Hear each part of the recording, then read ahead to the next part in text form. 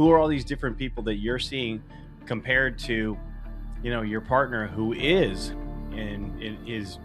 developing their thought leadership perspectives, and they are sharing value on a constant basis. They look at the numbers and they understand that one is doing something over another one.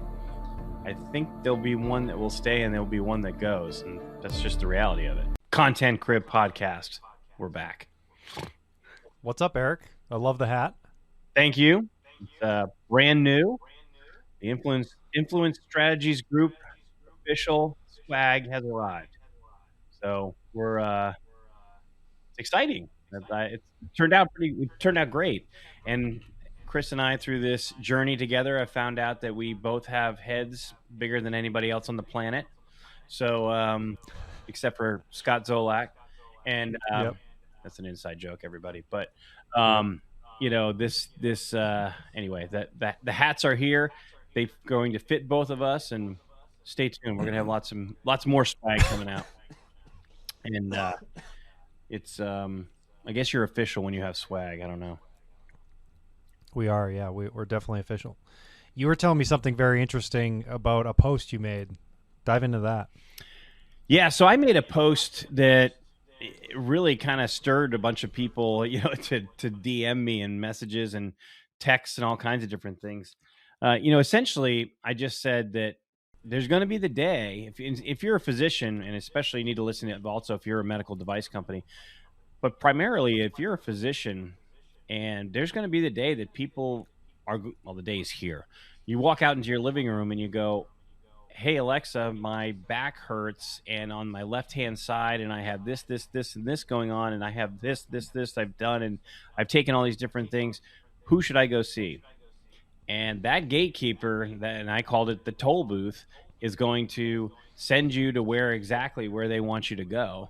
As AI is going to do it, and it's not like the old days of Google and SEO, and it's real. And ChatGPT is going to start steering people because it's not going to analyze it because of the amount of money that you spent on advertising or SEO or Google AdWords. It's going to drill down on exactly who this is, exactly the results that you want, the people who focus on these things. But you don't want your patients going to do that. They want to know you well before they meet you. And that's what I was just talking about, thought leadership and, personal branding and all of these different things. Those things need to be top of mind right now for you if you're a physician.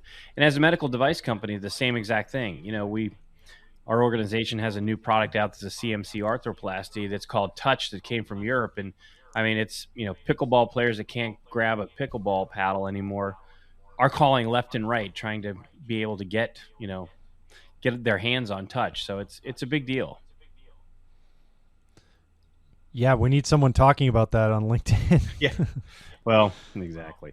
It's going to be interesting because as we all move forward, and the days of Google SEO. That's why Google is scared to death of what can occur and what is occurring right now. Is Google still obviously Google SEO is happening left and right out there, but what's driving more and more traffic and more visitors is ChatGPT, Alexa, and it's coming even more so. Siri is going to start telling people, where to go. So you need to identify where, how you look in that formula.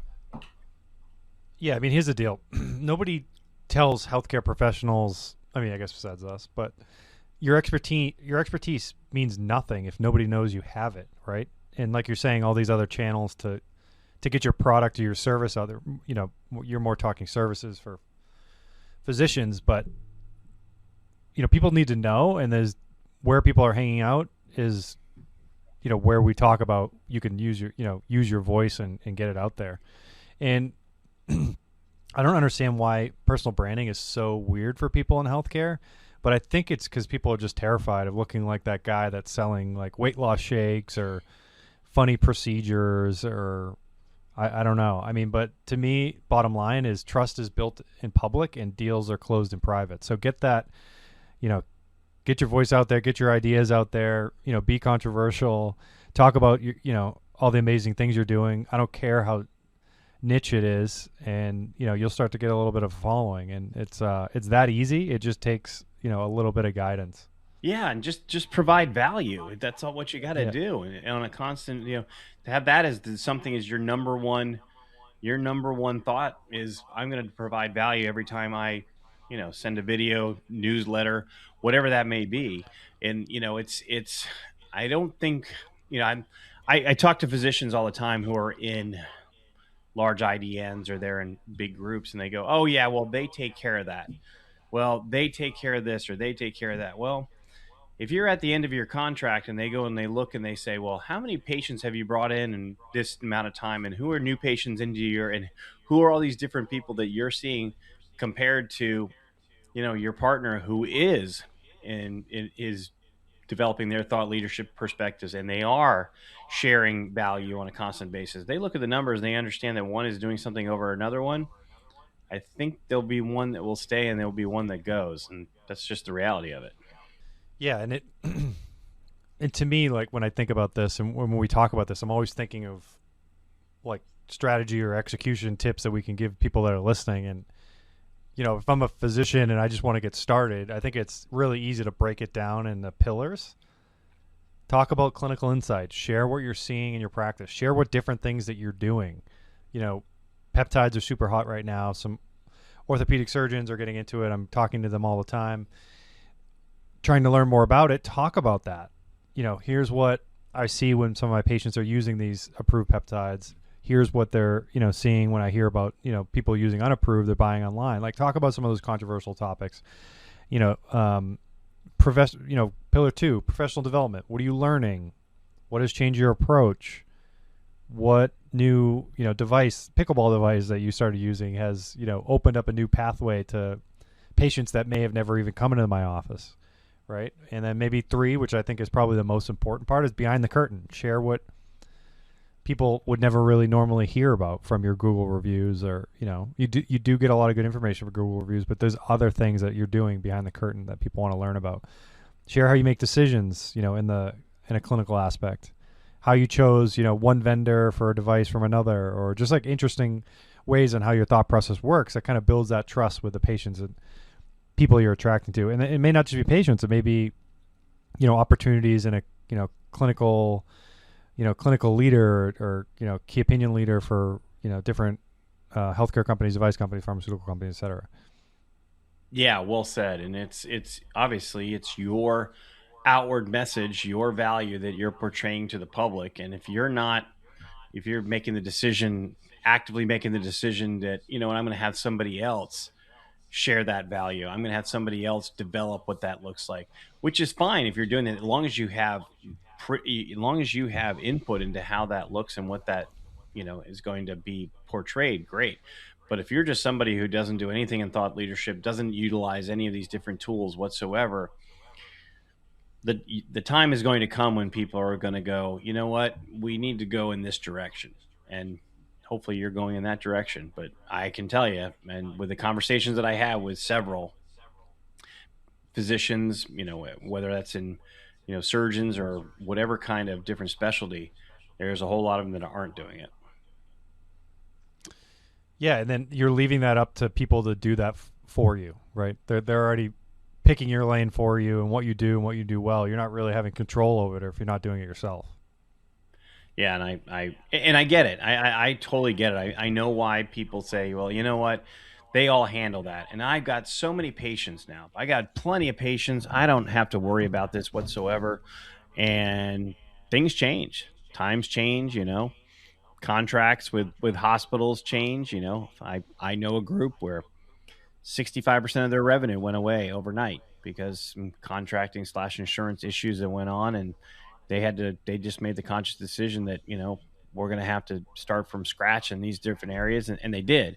And the way they did it was they shared their thought leadership with the world, and that changed. They different specialties got right on there and started talking in video form of exactly why they did what they do, why they ended up selecting different things and different pathways and things of that nature.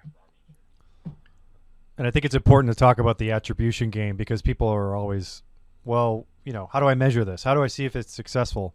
Well, there's two ways.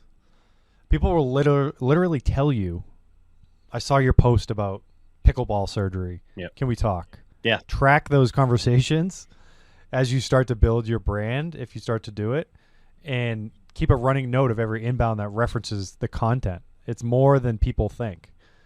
That's kind of your direct way you can attribute it. Indirectly, halo effect. When you're on a discovery call and they're already like building that trust, that's that content working because they've been marinating in your expertise for weeks, months, maybe a year or longer. And that sales process has started before, well before the call. And I see that all the time with the content that I make about, any sort of healthcare topic, and people want to connect with me. It's like we've already, had a conversation in our first conversation because they're asking about things that I've, talked about online, and they respect my opinion on it. And you just started this podcast by talking about that. Yeah. Yeah. And I mean, if you're a device company or pharmaceutical company, or, somebody who's in the world of, obviously selling their products to patients, it blows my mind. Again, I don't think the route of making a bigger picture at the trade show booth is the way to go anymore, but they still do it, and they repeatedly will do it. Consumers, I think you put it perfectly like 3 or 4 podcasts ago, consumers are the smartest they've ever been. They know exactly what they want, and they know where they can get it. Now they want where they get it is now who the person's going to deliver that to them. They're researching who that's going to be. And if they have no idea who you are, they have no idea what you do or why you do it, why would they choose you? Yeah, and there's other ideas that you can do to start off, and another one that I just thought of while you were talking is like partnership strategies, like people that are in your space. You want to do a LinkedIn Live or like a podcast with, and I keep talking about this pickleball stuff because you started off, it's so popular, and that device that you have, and it's just a relevant example, I guess. Yeah. Partner with a pickleball company that's, in your market or looking at the same base of potential clientele, and do a LinkedIn Live and talk about, popular things and injuries and how you help. And people are going to tune into that and be like, wow, like, first of all, I need to buy that pickleball paddle. And second of all, if I get injured or need assistance in reach or whatever that device does, and at least I know I can find this doctor in Florida. Yes, Chris, that's an excellent idea. We should share that. I'm laughing because, we talk to people about that all the time, that, this is something that you should do. And here you framed it perfectly. Why somebody isn't doing that, I don't know.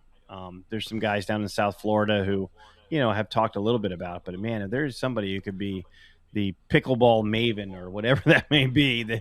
Yeah, even if it's a facility, Yeah. like get on the call with them and a podcast or a live and just talk about what's happening. Right. You don't need it to be, I get it. It's hard getting a camera in on video for the first time or the first few times. Trust me, I understand that. But you just talk about what you're seeing. It doesn't have to be anything sort of super prepared. No. There's audience and people want to follow it. Yeah. Well, and you're exactly right. There are people who, I heard some crazy stat in this week, something like pickleball injuries are now $700 million in revenue or something, some crazy thing like that. And it's growing exponentially, which, you get people who are out of shape and running around a court. That's what's going to happen. If I was a surgeon listening to us right now, I would DM us or message us, and we can definitely kind of point you in the right direction on how that may look or how that works. Yeah, and that's why we exist, right? To help them do that. Yeah.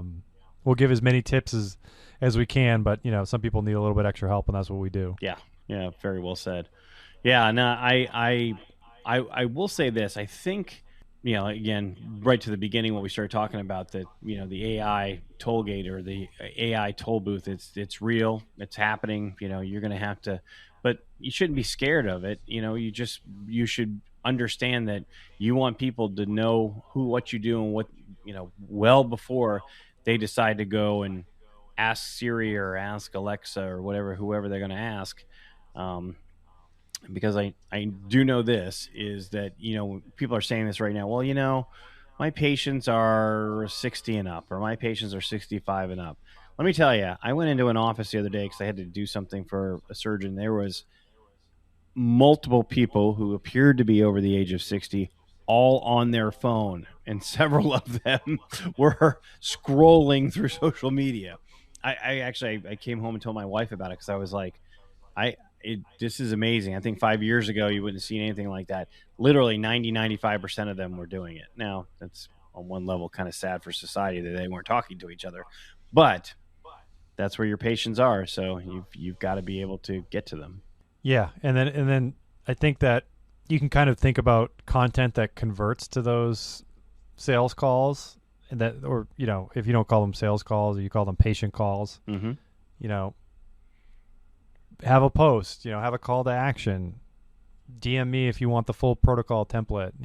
Drop a comment if you're dealing with this pickleball injury. Want to see what's going on out there. There's ways to get people involved and talking about what you're talking about, and start to really build that community. What you're specializing in. What I'm seeing in every conversation that I've had with like every doctor and what I do in terms of customized medicine and brand building, or just in general, is everybody wants to get out of institutional medicine and start on their own because they have the talent to do it and they're sick of being controlled. Yeah. Everybody, not like a few. Everybody has a dream, and they all know that what I do can, in terms of customized medicine, is a great tool to get that going, and then learn a new space like longevity or optimization, and it's so popular right now. And there's so many offshoots from it. You don't just have to be one cookie cutter like everybody else is doing. You could, be a neurosurgeon that jumps into it with your own spin, or, like Dr. Towson's doing with orthopedics and wants to, movement is motion and all that. She can obviously speak on it much better than I can, but, there's all these different ways to go. But bottom line is, you're no longer just like checking off a clipboard or, typing into a DOS Windows with your patients that are coming in that are, set up for you through the institution. You need to go find those patients yourself. You can find a marketing company and pay them.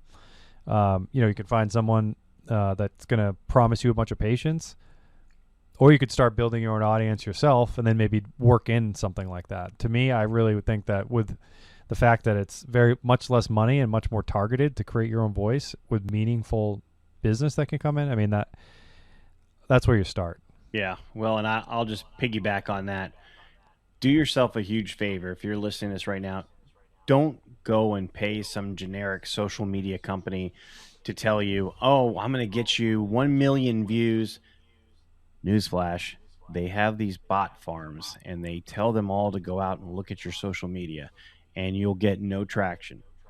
And I know that's a dirty little secret out there, but that's what happens. They send out messages to all these bot farms. They pay them money, and they go out and they look at your stuff, and you're not getting any traction whatsoever. None. Nope. So, you may want to talk to somebody who actually knows what they're doing. That's what we do at ISG, or you can talk to, or just start doing it yourself, because what you're doing is your genuine message. But anyway, that's my little warning for today. How about that? Yeah, I mean, you nailed it. And the other issue is now you're competing directly with AI. So,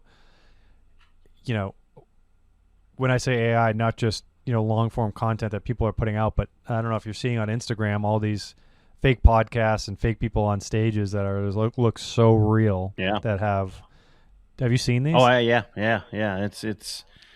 They look so real, but you can still tell they're not. But they're getting tons of engagement. How in the comments no one's saying this is fake? I don't know if they're filtering it. Like, it's insane to me. Yeah. Oh, like, they're filtering it. Yeah. I have some inside knowledge on some of this stuff that they're doing, and it's all curated. And these bot farms are deleting comments that say, "Hey, nice AI video, loser." That kind of. If somebody comments that, they get rid of it. That's got to be it, because I'm trying to find it. I'm like, because I'm somehow sucked in on my algorithm for Instagram is like these veterinarian doctors with like cat tattoos on their neck talking about like how my cats act on stage, but it's not real. Like, it's fake. No, I haven't seen. Have you seen this? No, I haven't. You're gonna get it now if your phone's right next to you. Yeah, well, I know. You'll see. No, Chris. You'll see. He kind of looks like Cody Grammer, but with a cat tattoo on his neck. Well, I was told that Instagram and Facebook don't listen to you. That's all just a myth. Oh yeah, Yeah, yeah, right. I know exactly. Um, yeah, no, I have not seen those, but yeah, I see all kinds of different ones. Especially these self-help guru things. I've got this steady stream of ads coming through my social media now on Instagram and others, and all they say is, we can get you 1 million views guaranteed. And I'm like, it's not. It's not. People are interested in what you have to say. It's the bot farm in some far out land where they tell them, hey, everybody go to this, Instagram reel and watch all this, or Facebook reel. Well, I guess we have cured the world of AI driven cat lady videos. Yep, and you better mail those hats today because I'm so jealous. I will get them in the mail. They will be on your way. And No, you don't have to do that today. It's Friday after 2. I wouldn't want to go to the post office right now. well, You can go next that's week. a good point. Yeah, I think Yeah. I do have to go to the DMV later, so that's even worse. So anyway, Oh, that. I don't know. I didn't. How I got. Well, I got a to-do list, and somehow that entered on the to-do list from somebody who will remain anonymous. My wife. Anyway, we'll this should be out in a few weeks, and on to the next one. Awesome. I'll talk to you.